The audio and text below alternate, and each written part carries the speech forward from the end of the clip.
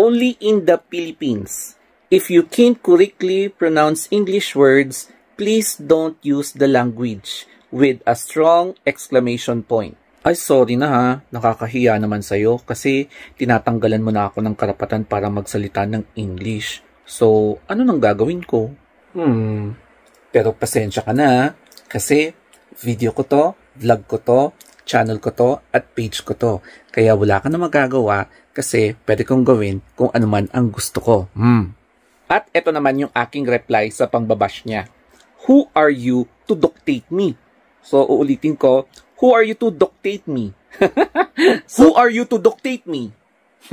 So, namali na naman po tayo and sigurado ako kapag mababasa niya to, either magre-reply siya ng another bashing or lalaitin talaga niya ako ng pagka-OA.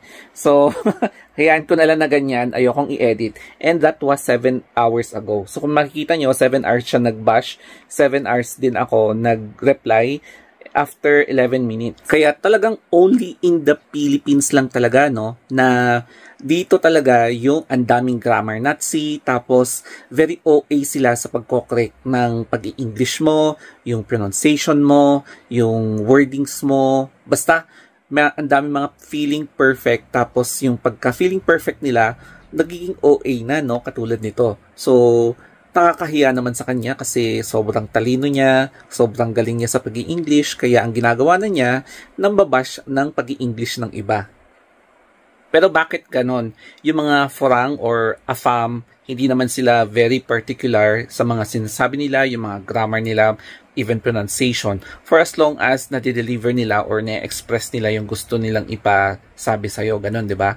Hindi katulad dito na OA na talaga. Magpaka-feeling teacher tayo ngayon and let's analyze. For me, siguro I will accept it as a constructive criticism kapag sinabi niya na I observed that you mispronounced some English words. So it would be better if you practice it until you pronounce some words correctly. Pero ang sinabi niya kasi, if you can't correctly pronounce English words, better not use the language. Mga ganyan, tas with exclamation point.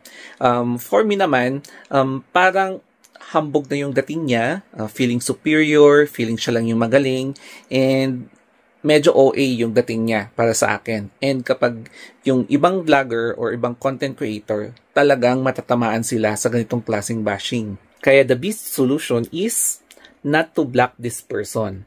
Kasi somehow, I will still be thankful kasi nga I will be more mindful, very cutesy, very demure, lalo na sa pag-i-English ko. Kaya itawa ko na lang yan and patuloy pa rin yung pag-vlog ko. So, yun lang and I hope na makita niya to para i-bash niya ulit ako. So, hanggang dito na lang po. Bye-bye!